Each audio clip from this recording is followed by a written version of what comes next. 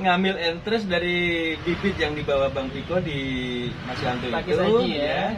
Lalu di TW di belakang rumah. Oh, di top working. Top working. Brand konsumen kita itu ya yang betul. berapa hari katanya tuh ya? Sampai 1 bulan.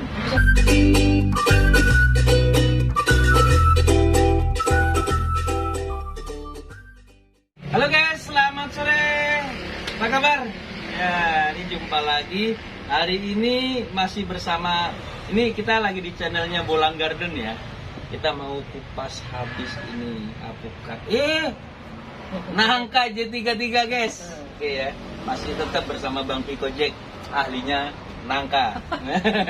Gimana? Apa kabar Bang? Baik, alhamdulillah. Baik. Aduh, hari ini ada sedikit hujan gitu ya. Iya, ya ini kita berada di musim kemarau basah.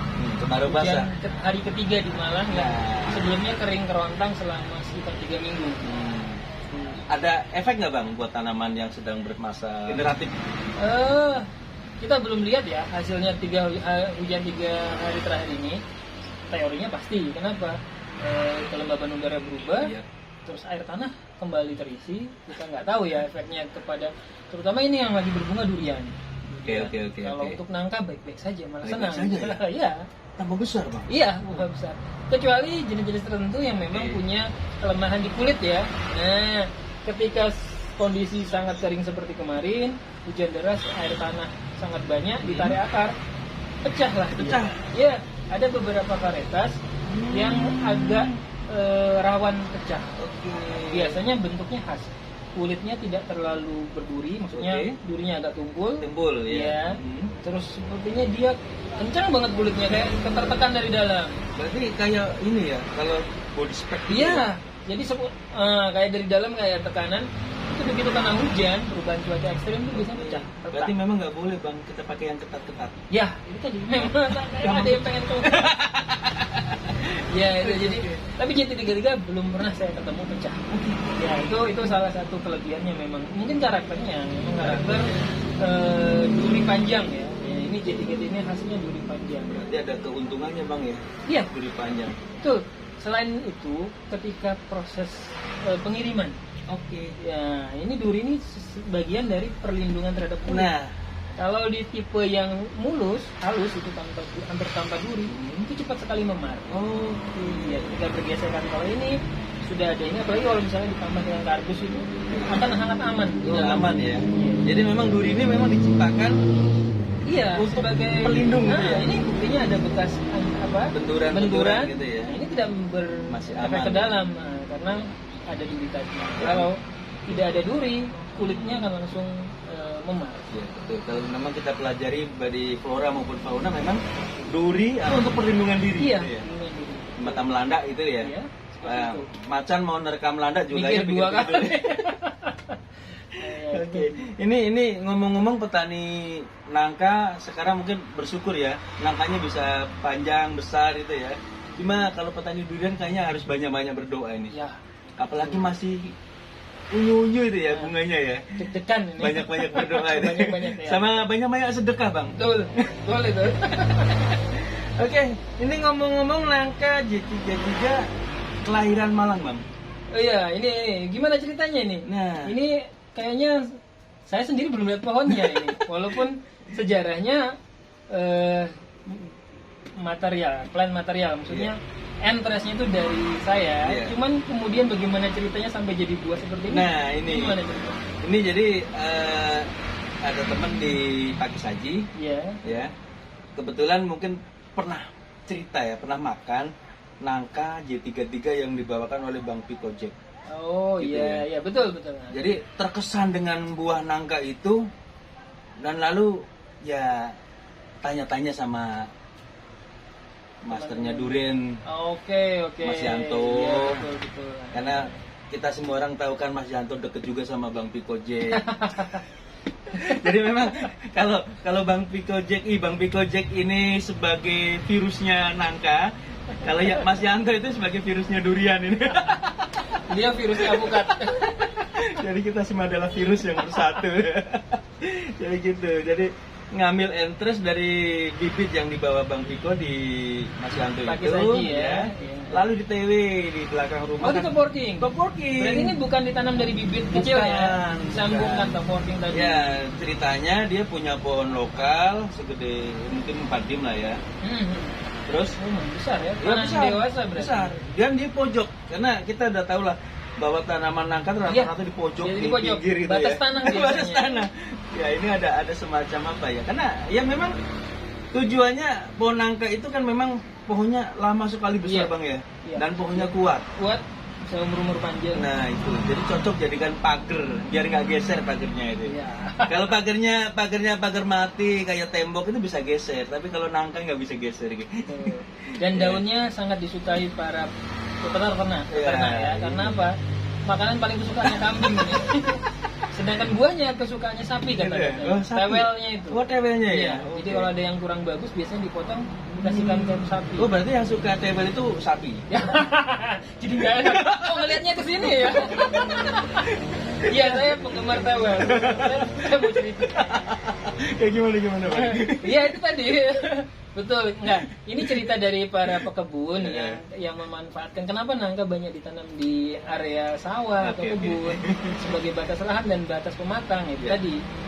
Dia sering dipangkas, tapi dia akan dengan cepat tumbuh kembali. Nah, itu kenapa? Karena salah satu pakan yang disukai hewan ternak tadi, buahnya juga disukai maupun daunnya. Oke. Jadi dia cukup bermanfaat gitu. Nah. Selain dia tadi batas tanah tadi. Berarti nggak ada ruginya ya Bang ya? Nggak ada pohon ruginya, nangka? nggak ada ruginya selama ada tempatnya, selama ada yang mau ditanam, saya merasa nggak rugi lah. Kira-kira kalau orang banyak tanam laku nggak sih Bang? Laku ya? Kenapa saya bilang aku? Saya sendiri tanam. Saya sendiri tanam itu dijual. Jadi saya rasa memang potensinya ada. Potensi kalau saya mau bilang, kalau saya beli saya bilang besar. Karena akhir-akhir ini saya sampai tidak bisa, ya habis lah. Belum sempat dijual pun sudah dipesan. Waduh. Ini ibaratnya durian musangking ya nggak bisa keluar kebun Bang ya? Ya. Jadi dimakan di kebun seolah-olah itu ya? Jadi sejak dia di pohon pun sudah ada yang tanya kapan panen. Jangan ada tanggalnya di situ Bang? Iya, ada tanggal kapan bisa dipanen. Oke. Tidak sampai seperti durian yang ada nomor telepon. Ada nomor teleponnya ya? Ternyata luar biasa. Jangan-jangan mungkin suatu saat juga nangka J33 ini juga menjadi sebuah nangka primadona ya, buah primadona. Seharusnya ya, ketika misalnya nangka kemudian naik kelasnya, saya rasa salah satu yang layak dinaikkan itu adalah ini J33 ini. Kenapa? Ya sudah sering sekali kita bahas, Ya, memang betul. layak. Dia tidak perlu nama besar pun dia secara kualitas menjelaskan dirinya. Ya. Itu yang paling penting, produk itu jangan hanya bagus branding dan kemasan, tetapi juga isinya pun harus sesuai gitu. Sehingga orang membeli kembali akhirnya, bukan hanya tertarik sekali. Ada tuh buah-buahan yang dikemas sangat baik, diiklankan sangat baik, tapi hanya dibeli sekali. Nah, Pembeli itu istilahnya membeli pengalaman, buying experience. Betul. Kenapa? Penasaran. Tapi setelah membeli dia tidak akan membeli kembali. Nah, ini kenapa? Karena produknya tidak sesuai yang diharapkan. itu yang sebenarnya tidak jujur buahnya atau orangnya itu Bang? Sebenarnya bisa kedua-duanya. Kedua-duanya ya? Kedua-duanya. Jadi ada memang namanya orang pengen menjual ya, ada yang berusaha disembunyikan atau diiklankan terlalu bombastis. Ada juga yang tidak seperti itu sebenarnya niatnya. Dia hanya menjelaskan produknya, tetapi memang selera konsumennya yang kebetulan berbeda. Jadi ada buah-buahan tertentu yang sangat disukai di negara tertentu karena terbiasa, kemudian kita introduksi ke Indonesia, dikasih label dan packaging yang bagus, tetapi tetap tidak sesuai sama selera. Oke. Itu agak sulit. Jadi kalau nangka J33 taruh aja di pinggir jalan jualannya gitu ya? Di pinggir jalan pun orang akan suka gitu. Jadi kalau dia dianggap nangka biasa ya dia nangka biasa yang enak gitu. Ya. Jadi ketika dia dijelaskan dengan baik, dia akan punya segmen pasar sendiri. Nah ini berarti punya nama nggak punya nama tetap enak Bang ya? Iya, itu dia. Hmm. Tanpa nama pun dia barang yang enak. Nah ini dia, ini yang harusnya seperti ini yang kita kembangkan, bukan yang brandingan yang Hanya belum branding. jelas gitu Iya. ya. Dan kita, Bang Piko sendiri sebenarnya udah panen berapa kali sih kalau yang di kebun? Berkali ya, tapi kalau untuk komersil ini rasanya sudah yang ketiga ya. Oke. Yang sudah kemudian sengaja dipanen untuk kemudian dijual itu sudah ketiga kalinya, ketiga putarannya ya. Oke. Berarti lumayan Bang ya dapat duit Bang ya. Alhamdulillah. Alhamdulillah. Nah, ternyata begitu. Ayo kita buka aja Bang. Siap, Masa siap. dari tadi tuh. Lah iya digebak-gebuk, tapi ini tandanya matang ya. Tandanya matang ternyata. Cuman ini agak unik. Sebelum saya Nah. buka, saya agak susah menebak kenapa. Oke. Iya, saya nggak tahu di durian maupun di nangka mungkin ada efek batang bawah ya saudara-saudara. Jadi ini bentuk durian agak sedikit berbeda. Ya. Kita Kita ada ambilkan contoh ya. sebenarnya. Kita ambilkan contoh yang satunya. Ini saya mungkin dekatkan ke kamera, saya nggak tahu ketangkap atau tidak. Bentuk durinya itu seperti ini, runcing. Nah. Sedangkan yang ini seperti piramid, besar-besar. Ini meruncing, di ujungnya sangat runcing. Ini membesar. Dan kelihatannya lebih gemuk-gemuk ya. Gemuk-gemuk, nah, Untuk durinya apa, gemuk. durinya ya. Iya. Kita lihat dalamnya apakah murni pengaruh batang bawah, kita bisa lihat nanti. Silakan dibuka. Oh, langsung masternya saja, langsung masternya.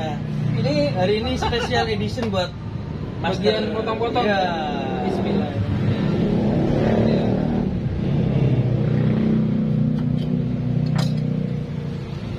Pemasaran ya, dengan nangka G33 dari Pati Saji. Ya, saya sebutkan ya dari Pati Saji.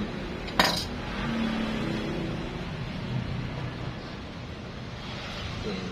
Ini cara bukanya sengaja biar nyamplungnya yang tersisa ya, itu utuh gitu ya. utuh. Oke, nggak terkena pisau ya. Nah, ini ternyata cara membukanya. Dan kita lihat. Nah, bagus, bagus. Ini Bernas ya. Ya. Ukuran buahnya memang tidak besar, tapi dia bernas. Ini berapa kilo ya kira? ini kemarin saya timbang sekitar 8 kilo. Dan ini ciri khasnya tetap di pulut apa Ya, namanya? getah. Getahnya ya banyak. Ini padahal ini sudah nginep berapa hari nih? Mulai ini panen hari Kamis ya. Kamis udah dipotong karena katanya udah matang dan takut diambil sama orang. Saya datang dari Jumat, ya ambil sore hari. Nah, mau dimakan kemarin, Bang Bikonya masih di Tulungagung. Dan kemarin hujannya luar biasa, jadi terpaksa kita baru buka. Tapi kayaknya masih oke Bang ya. Oke banget. Masih keras teksturnya ini. Kelebihannya ketiga ini adalah daya simpan. Nah, ternyata Dia setelah matang tuh bisa disimpan 3 malam itu dalam kondisi prima. Itu dalam kondisi buah ya. ini guys, ini ya. Saya ingin dulu Bang. Wah, silakan. Suruh start nih. Ini cuma memang ini kebetulan kayaknya nggak ini ya, nggak panjang-panjang. Tapi ada yang panjang kayaknya Bang. Yang panjang adalah di dekat ini biasanya. Oh, yang di ujung tengah, ya. di tengah dan di mengarah ke ujung. Kalau mendekati tangkai dia pendek-pendek. Dan ketebalannya Termasuk tebal. bagus nih.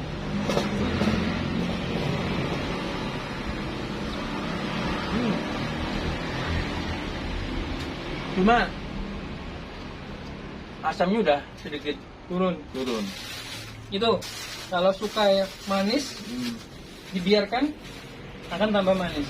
Yang suka sensasi asamnya Hmm. dibuka di hari pertama dia matang. Masih keras ternyata. Nah, Itu masih bagus ya. Dan orang-orang selalu berpikir nangka madu itu warnanya oranye, bukan. bukan. Dia namanya tekam yellow. Tekam Yellow. yellow. Yellow adalah mereferensi ke warna daging yang memang kuning. Kuning. Paling banter dia kuning keemasan gitulah. Tapi kalau dilihat Bang ya, kalau saya flashback gitu, Malaysia seneng kuning, Thailand seneng oranye, Iya. Indonesia seneng warna-warni. Warna wangi. Ini termasuk nyamplung yang tebal. Jadi jangan salah, memang ketebalan itu bukan yang dominan di Iya. nangka ini, tetapi dia bisa tebal. Jangan Dia salah, tebal. dia bisa tebal. Dan Bang Biko ini memang masternya, ini udah master buka. Karena udah memang masternya nangka itu ya. Jadi buka pun sudah ngerti betul nih ya, caranya membuka yang bagus dan utuh nih, luar biasa. Ini perlu dipelajari ternyata. Dan kalau nggak dipelajari ya memang nggak bisa. Dan seni membuka durian juga ada itu. Ya. Ada, setiap buah-buahan ada cara membukanya. Tuh. Paling mudah buka alpukat. Karena Karena biasanya yang buka adalah yang akan makan, bukan penjualnya. Bukan penjualnya. Nah, ini perbedaannya. Nangka itu biasanya dijual dalam bentuk kemasan. Kenapa? Kalau konsumen yang harus membuka merepotkan, ukurannya pun terlalu besar. Jadi memang penting kualitas buah itu kita harus mempertimbangkan ketika dia sudah dibuka, daya tahannya, kemudian perubahannya, sebenarnya termasuk daya tahannya, perubahan rasanya setelah dikupas itu penting. Kenapa? Kita menjualnya dalam bentuk kupasan. Itu yang paling sering saya lihat adalah dalam bentuk kupasan ya, untuk konsumen langsung. Jadi itu penting. Sedangkan nangka J33 ini sudah pernah saya coba sendiri sekitar 5 hari di lemari es itu hampir tidak ada perubahan. Hanya memang asamnya turun sedikit sehingga yang tersisa manisnya. Cuman di tempat lain kalau tidak salah ada konsumen kita tuh ya yang berapa hari katanya tuh ya? Sampai 1 bulan. Sampai 1 bulan. Katanya masih enak gitu.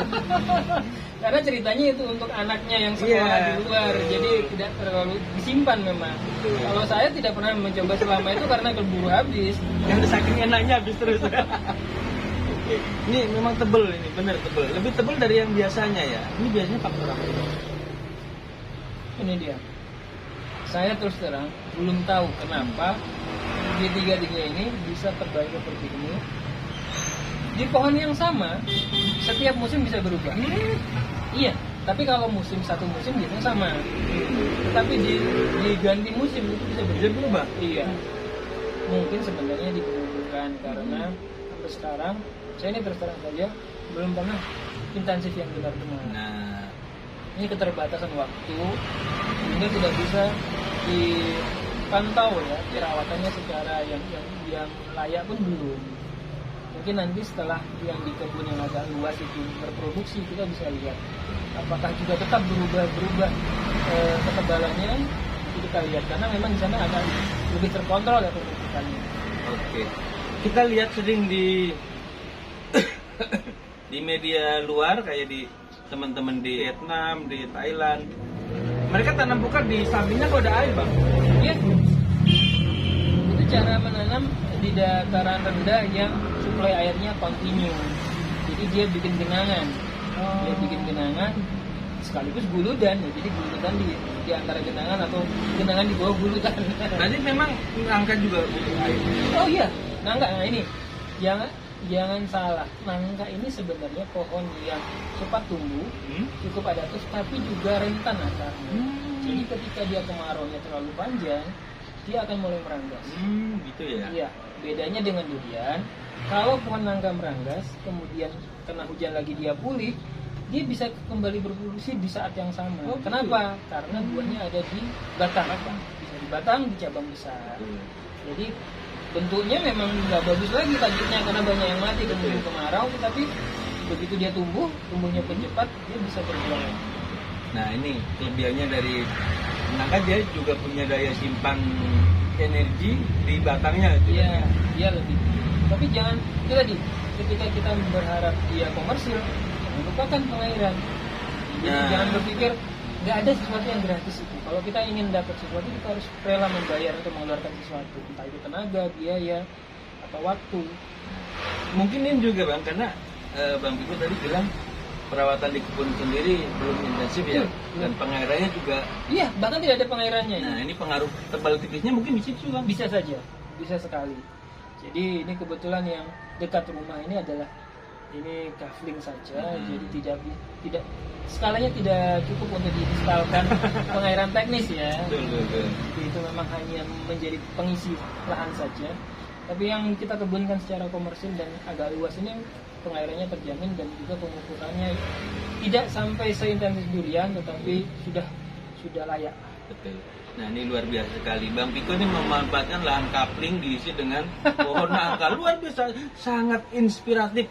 Ya, yang lain tanam-tanam apa ya? Tanam-tanam beton itu ya, Bang Piko tanam nangka. Betonnya juga ditanam. Soalnya mau tanam durian nggak bisa, nggak ada airnya. Ya itu. Karena kalau udah nggak ada air, udahlah jangan ngimpi tanam durian gitu ya. Tapi durian ngomong-ngomong nggak boleh ditanam Bang. Dimakan. Oh dimakan? Iya. Selama ini tanam durian. Saya bilang durian jangan ditanam. Sudah hafal saya. Tidak boleh ditanam, dimakan, sayang. Ya. Oke, ada lagi yang mau disampaikan Bang untuk pernangkaan. Oh ini 2 tahun berbuah. Nah. Jadi seperti juga durian, kita mungkin bisa menggunakan taktik mengkonversi Betul. nangka-nangka yang sangat beragam. Ada yang bagus, ada yang jelek sekali Betul. kualitasnya. Itu bisa mulai kita konversi dan sangat cepat berbuah 2 tahun. 2 tahun. 2 tahun dari mulai dia di top working. Inilah yang kita pengen lihatkan ke teman-teman hobiis maupun petani bahwa cara cepat itu ya top working tadi. Top working. Walaupun mungkin kita belum 100% tahu efeknya apa ya, tapi lebih bagus menunggu 2 tahun kemudian varietasnya jelas ketimbang nggak jelas dan selalu jelek. Bertahun-tahun. Bertahun-tahun dan selalu jelek. Selalu jelek gitu ya. Cari yang pasti walaupun menunggu lebih 2 tahun Ya, lagi. harus berkorban berarti Bang ya. Kemudian Oke, bahasan kita tentang nangka, alhamdulillah luar biasa, banyak ilmu yang kita ambil dari Bang Diko Jack. Ya, ini luar biasa. Jadi kalau mau tanya jangan sungkan-sungkan, langsung saja komen, nanti kita bantu komen kembali. Dan karena komunikasi kita ada di situ. Dan bagi yang belum menanam, jangan ragu bahwa nangka J33 ini memang punya kualitas yang tidak diragukan lagi ya. Kita bisa dibilang di Malaysia tetap masih king ya, masih king untuk ukuran nangka gitu ya, komersil. Dan ini sangat komersil, di Malaysia sudah sangat komersil, sudah kita ulas di video-video sebelumnya, itu luar biasa sekali. Oke, terima kasih. Assalamualaikum warahmatullahi wabarakatuh. Sampai jumpa dan salam sukses buat petani muda Indonesia.